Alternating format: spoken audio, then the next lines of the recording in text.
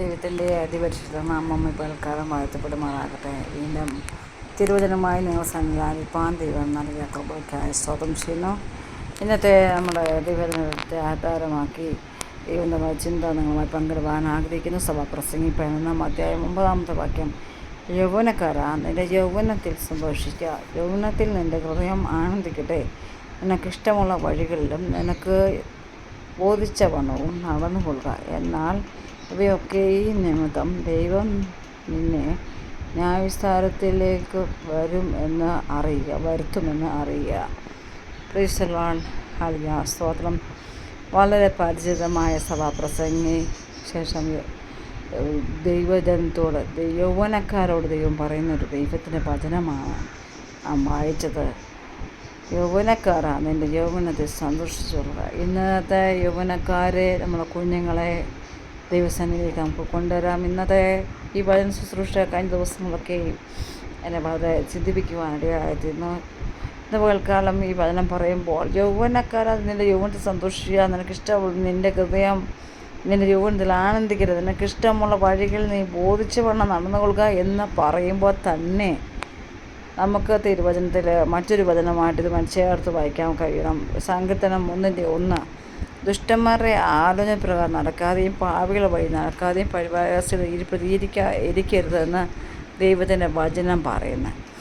അപ്പോൾ ഇന്ന് പകൽക്കാലം ദൈവമക്കളെ, ദൈവത്തിൻ്റെ വചനം പ്രബോധിപ്പിച്ച് ഞാൻ നിങ്ങൾക്കുള്ളൊരു ചിന്ത പറയുന്നത്, ദൈവം നിങ്ങൾക്ക് ബോധിച്ചു വണ്ണം നടക്കുക എന്ന് പറയുമ്പോൾ തന്നെ കർത്താവ് നമ്മളെ വചനത്തെ പല അരുതുകൾ പറയുന്നുണ്ട്. ദുഷ്ടന്മാർ ആലോചന നടക്കരുത്, പരിഹാസികൾ ഇരിക്കരുത്, നിൽക്കരുത് എന്നൊക്കെ, നിൽക്കരുത്, ഇരിക്കരുത്, ഇങ്ങനെ പല അരുതുകൾ ഈ നാളുകളിൽ ദൈവം നമുക്ക് ദാനിയേൽ കാണുവാൻ കഴിയുന്നുണ്ട്. ഭോജനം കൊണ്ടോ മറ്റു യാതൊന്നും കൊണ്ടോ ദാനിയേൽ തീരുമാനമെടുക്കുന്നു, ഞങ്ങളെ തന്നെ അശുദ്ധമാക്കയില്ല എന്ന്. യശയ്യാപ്രവചനത്തിൽ പറയുന്നുണ്ട്, അശുദ്ധയിൽ എന്ന ജനത്തിൽ നിന്ന് ഓടിപ്പോരുവീൻ, അവിടെ തുടരുത്, നിൽക്കരുത് എന്ന് പറയുന്നുണ്ട്.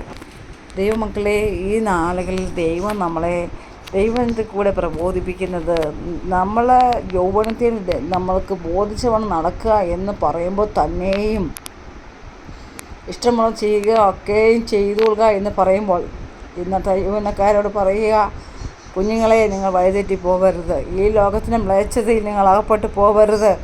1 സങ്കീർത്തനത്തിൽ പറയുന്നത് പോലെ ദുഷ്ടന്മാർ ആലോചന പ്രകാരം നടക്കരുത്, പാപികളുടെ ഇരിപ്പിടത്തിൽ ഇരിക്കരുത്, അവരെ ആലോചന നിങ്ങൾ കേൾക്കരുത്, അനുസരിക്കരുത്, ഇരിക്കരുത്.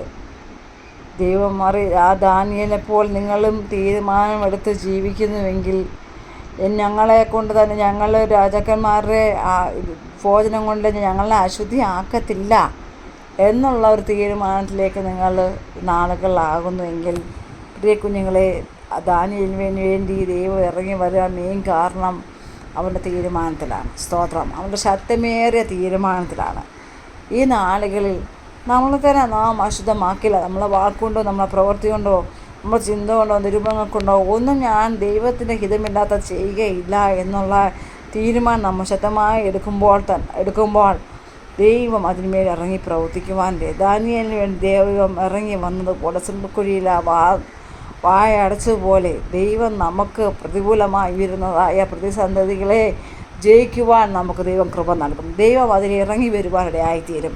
ആകിയാൽ യശയ്യാപ്രവചനത്തിൽ പറയുന്നത് പോലെ, അശുദ്ധയുള്ള ജനം അവരുടെ നീ പാർക്കരുത്, ഓടിപ്പോരുക എന്ന് ശക്തമായ ദൈവത്തിൻ്റെ യശയ്യാപ്രവാചകൻ ജനത്തോട് വിളിച്ചു പറയുമ്പോൾ, ഇസ്രായേൽ വിളിച്ചു പറയുക, വിട്ടുപോരുവീൻ, ജനത്തിൻ്റെ ഇടയിൽ വിട്ടുപോരുവീൻ, അവരുടെ ഇടയിൽ നിങ്ങൾ പാർക്കരുത് എന്നാണ് വിളിച്ച് പറയുന്നത്.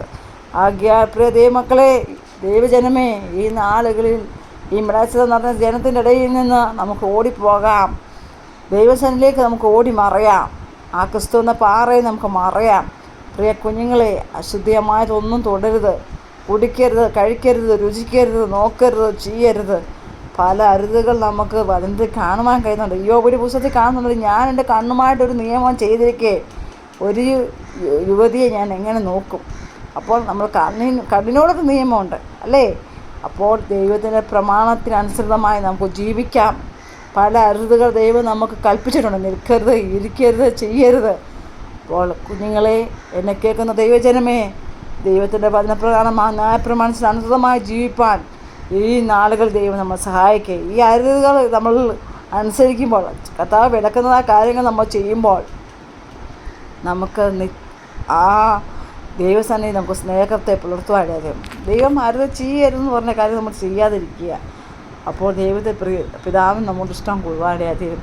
ആ പ്രമാണം അപ്പാപ്പ എന്ന് വിളിക്കുകയല്ല, ആ പ്രമാണം മനസ്സിൽ. ഇപ്പോൾ എൻ്റെ മക്കളും 3 പേര്, അവരെ എന്നെ അമ്മ എന്ന് വിളിക്കുന്നത്, അതേ പപ്പ എന്ന് വിളിക്കുന്നത്. അപ്പം ഞങ്ങൾ പറയുന്നത് അവരനുസരിച്ച് അതിന് പ്രകാരം എൻ്റെ കുഞ്ഞത് ചെയ്യുന്നല്ലോ, അല്ലെങ്കിൽ ഞാൻ പോകരുതെന്ന് ചെയ്യുന്നില്ലല്ലോ. എന്നാലും മാതാവ് പിതാവ് അവരുടെ ഹൃദയത്തിൽ അവർ ചെയ്യാതെ ഇരിക്കുമ്പോഴാണ് നമുക്ക് സ്നേഹമല്ലേ. അവർ നമ്മൾ പറഞ്ഞ് ചെയ്യാതെ അനുസരിക്കാതെ പോകുമ്പോൾ നമുക്ക് വേദനിക്കുന്നില്ലേ എന്ന് പറയുന്നത് പോലെ തന്നെയാണ് സ്വർഗസ്നായ ദൈവം ന്യായപ്രമാണം നമുക്ക് തന്നിരിക്കുക. നമ്മൾ കണ്ണു മുമ്പിൽ ചെയ്യരുതെന്ന് പറഞ്ഞിരിക്കുകയാണ്. അപ്പോൾ ആ പ്രമാണത്തെ തെറ്റിച്ച് നമ്മൾ പോകുമ്പോൾ നമ്മൾ പിതാവിൽ നമ്മൾ അകന്നകന്നുമാണ് പോകുന്നത്. ആകയാൽ ഈ നാളുകളിൽ നമുക്ക് മടങ്ങി വരാം. ദൈവത്തിൻ്റെ ഇഷ്ടം ചെയ്യുന്നവരായി, ദൈവത്തിൻ്റെ ഹിതം ചെയ്യുന്നവരായി, അവൻ്റെ ദൈവത്തിൻ്റെ ആ ഹൃദയത്തിൻ്റെ ഇഷ്ടം, നമ്മളെക്കുറിച്ചുള്ള സ്വപ്നം നമ്മൾ സാക്ഷാത്കരിക്കുന്നവരായി തീരുവാൻ സ്വർഗം നമ്മളെ സഹായിക്കട്ടെ. ദൈവത്തിൻ്റെ വചനത്തിൽ പ്രമാണം നീ യൗവനത്തിൽ സന്തോഷിച്ചോ, പക്ഷേ ഒരു ദിവസമുണ്ട്, നിനക്ക് ബോധിച്ചോണം, നീ ജീവിച്ചോ, പക്ഷേ ഒരു ദിവസം ദൈവസന്നിധി നമുക്ക് നിൽക്കേണ്ടി വരും. നമ്മൾ കണക്ക് കൊടുക്കേണ്ട ഒരു ദിവസം വരും. ആകയാൽ ഭയത്തോടെ വിറയലോടെ ഈ നാളുകളിൽ കർത്താവിൻ്റെ പ്രമാണത്തിനനുസൃതമായി നമുക്ക് ജീവിക്കാം.